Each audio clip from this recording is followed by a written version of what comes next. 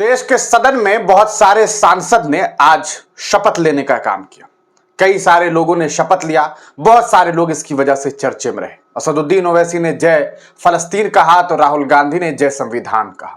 आपने देखा कि अगर चंद्रशेखर आजाद ने बाबा भीमराव अंबेडकर को याद किया तो वहीं और अलग अलग नेताओं ने तरह तरह के नारे लगाए। लेकिन इसमें एक नारा ऐसा था जो नारा काफी चर्चे में रहा। वो असदुद्दीन ओवैसी का नारा था जय फलस्तीन। क्या जय फलस्तीन कहना गुनाह था? नहीं। क्यों? क्योंकि अगर आप शपथ लेते हैं तो दौरान शपथ के दिए गए शब्दों को आप चेंज नहीं कर सकते। आप लैंग्वेज बदल सकते हैं, आप भाषा चेंज कर सकते हैं, आप हिंदी, अंग्रेजी, उर्दू, मराठी, मैथिली अलग अलग भाषा में ले सकते हैं, लेकिन आप उसके मायने को नहीं बदल सकते। हां, शपथ लेने के बाद आप अपनी बात रख सकते हैं, जैसे जय भीम, जय मीम, जय तेलंगाना या जय गुजरात या जय अलग अलग राष्ट्र का नाम, अलग अलग राज्यों का नाम ले सकते हैं। तो जय फलस्तीन कहा असदुद्दीन ओवैसी ने, बवाल हो गया। बवाल ऐसा हुआ कि आपने देखा कि ब्रेकिंग न्यूज एक तरह से सबसे बड़ी खबर जो है असदुद्दीन ओवैसी का वो नारा बन गया। लोगों ने कहा कि यह गलत हुआ, बहुत सारे लोगों ने विरोध जताया। लेकिन सवाल यह है कि क्या जय फलस्तीन कहना गलत था? क्या भारत का फलस्तीन के लिए स्टैंड क्लियर नहीं है? देखिए, भारत के जो एक्सटर्नल अफेयर के मिनिस्टर हैं शंकर साहब, उनका साफ साफ यह कहना है कि we the people of India support Palestine, यानी कि हम भारत के लोग फलस्तीन का समर्थन करते हैं, हम टू नेशन पॉलिसी का समर्थन करते हैं। हम यह समर्थन करते हैं कि दो शांतिपूर्ण मुल्क के तौर पर इस्राइल और फलस्तीन रहे। हालांकि आपको बता दें कि फलस्तीन की ही जमीन पर इस्राइल रह रहा है, लेकिन भारत यह चाहता है कि शांतिपूर्ण तरीके से दोनों ही रहे, और भारत हमेशा से फलस्तीन के साथ रहा है।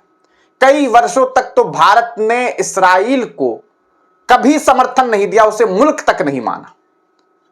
आज के डेट में भी आप देखेंगे तो भारत फलस्तीन के लिए इमदादी मदद भी करता है, यानी कि इकोनॉमिकली मदद करता है। क्यों? क्योंकि भारत का स्टैंड क्लियर है। लेकिन कुछ भक्तों को, अंधभक्तों को यह लगता है कि असदुद्दीन ओवैसी ने जो कहा वो गुनाह कर दिया। लेकिन उन लोगों को जिन्हें आज बड़ा याद आ रहा है कि अरे संविधान में तो यह नहीं लिखा है, मैं जरा पूछना चाहता हूं कि यह बताइए कि जो भारतीय जनता पार्टी के नेता, बरेली के सांसद छत्रपाल सिंह गंगवार ने आज किया, वो कैसे सही था?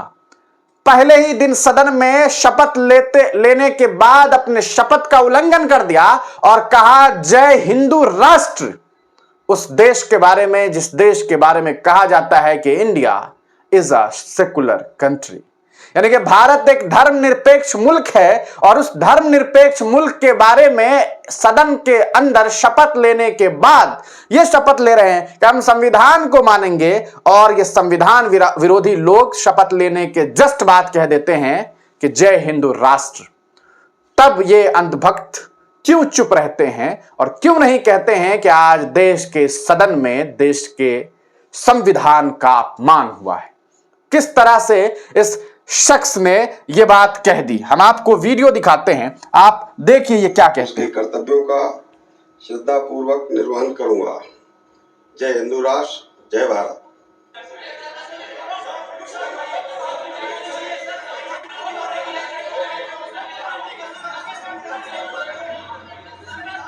मैं भारत की प्रभुता।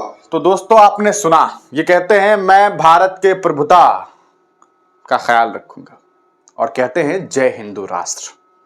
क्या ऐसे लोग इस देश के संविधान को बदलना नहीं चाहते थे? वो तो शुक्र है कि इस बार विपक्ष मजबूत है। 400 पार का ख्वाब जो देखा था, जो नारा दिया था, वो बिल्कुल विफल हो गया। जनता खूब समझती थी 10 साल तक तो प्रधानमंत्री नरेंद्र मोदी के सामने नेता प्रतिपक्ष भी नहीं हुआ करते थे। इस बार तो सदन में नेता प्रतिपक्ष भी होंगे और वो राहुल गांधी होंगे, तो सवाल भी पूछा जाएगा और जवाब तलब भी किया जाएगा। कहा जाएगा कि जवाब दीजिए या फिर इस्तीफा दीजिए। इस बार वो तानाशाही नहीं चलेगी।